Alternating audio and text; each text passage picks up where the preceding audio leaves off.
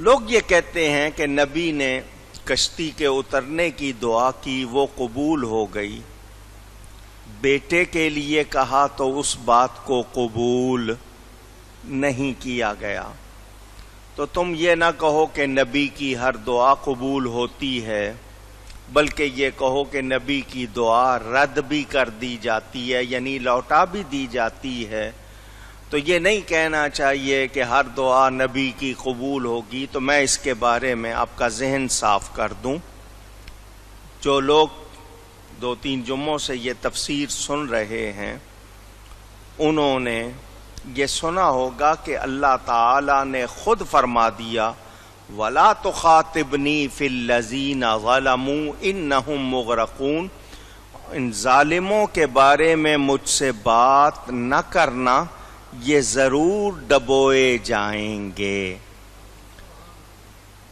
نبی اگر اللہ تعالی سے کچھ مانگتا ہے، اللہ اس کو ضرور عطا فرماتا ہے۔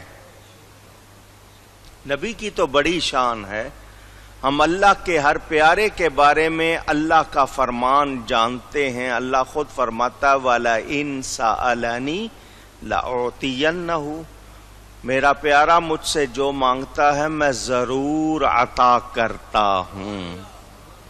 اللہ تعالیٰ کو کچھ مشکل نہیں، مگر وہ لوگ جو یہ کہتے ہیں کہ نہیں دیکھو وہ بیٹا بیٹا پکارتے رہے اور بیٹا نہیں بچا، تو جو اپنے بیٹے کو نہیں بچا سکا وہ دوسروں کو کیا بچائے گا؟ تو معاذ اللہ جو اس طرح کی بات کرتے ہیں وہ نبی کے مقام کو جانتے نہیں۔ اور پھر ایسے لوگ آگے بڑھ جاتے ہیں اور آگے بڑھ کر رسول اللہ صلی اللہ علیہ وسلم تک بات لاتے ہیں اور اپنی زبان لمبی کرتے ہیں۔ یاد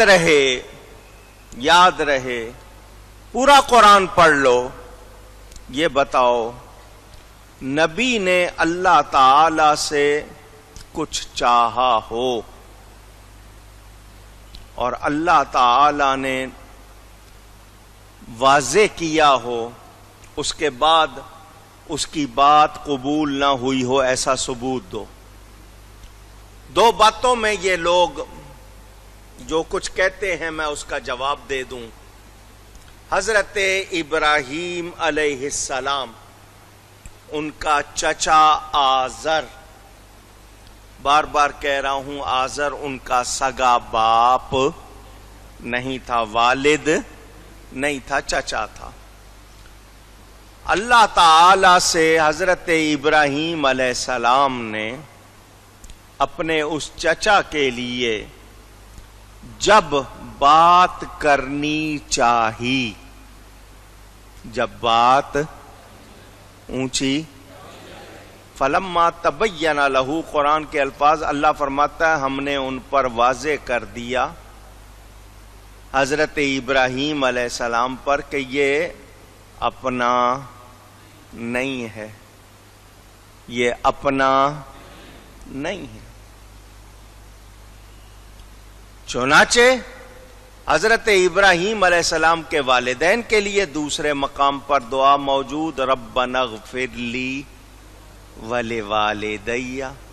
تو کیا کوئی کہے گا کہ اللہ کے منع کرنے کے باوجود انہوں نے دعا کی؟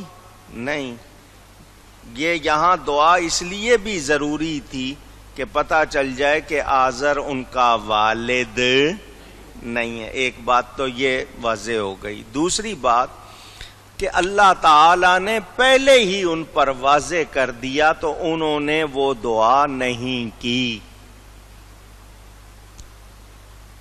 نبی کریم صلی اللہ علیہ وآلہ وسلم کے بارے میں کہا جاتا ہے یہ لوگ کہ حضور صلی اللہ علیہ وسلم نے اپنے والدین کے لیے دعا کرنی چاہی، اللہ نے منع کر دیا۔ یہاں پھر وہی بات وما کان استغفار ابراہیم لأبی وہ پڑھا ہے، تو یہاں پر بھی وہی بات کہ حضور صلی اللہ علیہ وسلم نے والدین کے لیے نہیں، چچا کے لیے دعا کرنی چاہیے تھی، اللہ نے منع کر دیا۔ میں حضور صلی اللہ علیہ وسلم کے والدین کریمین کے حوالے سے آپ کے سامنے بہت بار بیان کر چکا ہوں، پوری کتاب لکھی ہے میں نے والدین رسالت مآب صلی اللہ علیہ وسلم، اور دعوے سے کہہ رہا ہوں نبی پاک صلی اللہ علیہ وآلہ وسلم کے بارے میں جتنے لوگ منفی باتیں کرتے ہیں یہ غلط ہے، ان کو سوچنا چاہیے۔ یہ زبان اپنی کھولتے ہیں، ان کو سوچنا چاہیے، اور متعدد روایات کے مطابق قرآنی آیات احادیث میں نے سب جمع کی ہیں اس کتاب میں۔ ہم اہل سنت و جماعت یہی کہتے ہیں نبی پاک صلی اللہ علیہ وسلم کے والدین حضور صلی اللہ علیہ وآلہ وسلم پر ایمان لائے، حضور نے دعا فرمائی تھی، اللہ نے ان کو زندہ کیا۔ یہ ایمان لانے کا بیان کیوں؟ تاکہ ان کو وہ درجہ بھی ملے جو ایمان لا کر حضور کے پیاروں کو ملا ہے۔ حالانکہ وہ ایمان، اگر اس کو کہا جائے کہ وفات کے بعد زندہ کیا ایمان لائے، اس بات کو ایک طرف رکھ کر کہا جائے تو بھی وہ ایمان والے تھے، وہ ہرگز مشرک اونچی نہیں تھے۔ جو ان کے بارے میں غلط لفظ کہتے ہیں وہ خود غلط ہیں۔ اور میں بہت چھوٹی بات کرتا ہوں، آپ کے چند روپوں کا دودھ گندے برتن میں نہیں ڈالتے، آپ اپنے کھانے کی چیز پلید برتن میں نہیں ڈالتے، اللہ اپنا نور کیسے اس میں ڈال دے گا؟ تو وہ لوگ جو اس طرح کی باتیں کر کے ادھر لے جاتے ہیں اور پھر اپنی زبان دراز کرتے ہیں، ان کو اپنی فکر کرنی چاہیے، یہ اپنے بارے میں سوچیں، ان کو اپنا خیال کرنا چاہیے۔ نبی پاک صلی اللہ علیہ وسلم کے والدین الحمدللہ بڑی شان والے ہیں، بڑے مرتبے والے ہیں، مجھے اور آپ کو اللہ ان کی برکت سے جنت عطا فرمائے، ہم تو یہ کہتے ہیں۔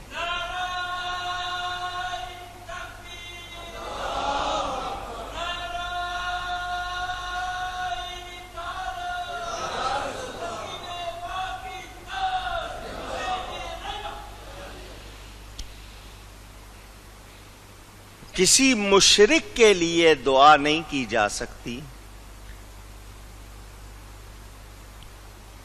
نہ ہی اس کی کوئی گنجائش ہے۔ مغفرت کی دعا کسی مشرک کے لیے اونچی نہیں کی جا سکتی۔ حضرت نوح علیہ السلام، قرآن میں واقعہ پہلے گزر چکا، اللہ نے خود فرما دیا انہو لیس من اہلک، یہ تمہارے اہل میں سے ہی نہیں ہے، انہو عمل غیر صالح، اس کے عمل درست نہیں ہے، واضح کر دیا ہے۔ تو وہ لوگ جو یہ کہنا چاہتے ہیں کہ نوح علیہ السلام کی یا ابراہیم علیہ السلام کی یا نبی پاک صلی اللہ علیہ وسلم کی دعا کے بارے میں کہ رد ہوئی، نہیں مانی گئی، ان لوگوں کی کوئی بات اس حوالے سے درست نہیں ہے، نہ ہو سکتی ہے۔ ان کو اپنے علم کو درست کرنا چاہیے، اپنی فہم کو درست کرنا چاہیے۔ حضرت نوح علیہ السلام کا بیٹا ہو، اگر ایمان اور عمل کے حوالے سے درست نہیں ہے تو اس کو بیٹا ہونے سے کوئی فائدہ نہیں پہنچے گا۔ یہ ایک پیغام ہمیں مل گیا، ہم پر یہ واضح ہو گیا، ہم اس کو یاد کر لیں کہ نسبت کا فائدہ بھی اس کو ہوگا جو ایمان والا ہوگا، جو ایمان والا نہیں اس کو بھی نسبت کا فائدہ ہو سکتا۔ اب یہاں سے پھر میں آپ کے سامنے دوسرا مسئلہ رکھ دوں۔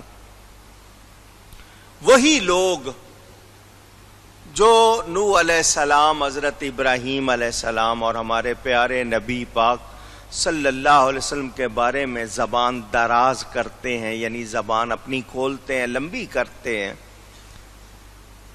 ان لوگوں کو جانے کیا بیماری ہے، یزید کے حق میں بات کرتے ہیں۔ اس وقت ان کو باتیں یاد نہیں رہتی، اپنا ہی کہا ہوا بھول جاتا ہے۔ کہتے ہیں یزید ایک صحابی کا بیٹا تھا، تو ہم نے کب کہا کہ نہیں تھا؟ عمر بن سعد کربلا میں جو سالار تھا وہ ایک صحابی کا بیٹا تھا، بالکل تھا، مگر کیا ان دونوں کے باپ نے ان دونوں کو نواسہ رسول کے خلاف کارروائی کرنے کے لیے کہا تھا؟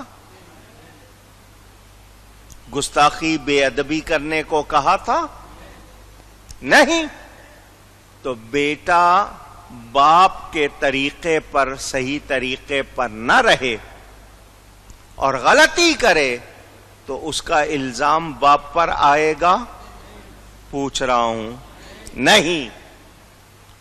وہاں تم نوح علیہ السلام کے بیٹے سے ہمدردی رکھنے لگ جاتے ہو، یہاں یزید سے ہمدردی رکھنے لگ جاتے ہو، تو معاملہ تمہارا خراب ہے۔ تم اپنا علاج کرو، تمہارے معاملے درست نہیں ہیں۔ تمہیں گستاخوں سے، بد عملوں سے، بد مذہبوں سے کیوں دلچسپی ہے؟ تو معاملہ تمہارا خراب ہے۔ تو جو بے ادبی کرے گا نسبت رسول کی، اس کو اچھا وہی کہے گا جس کے اندر خرابی ہوگی، جس کے اپنے اندر گند ہوگا۔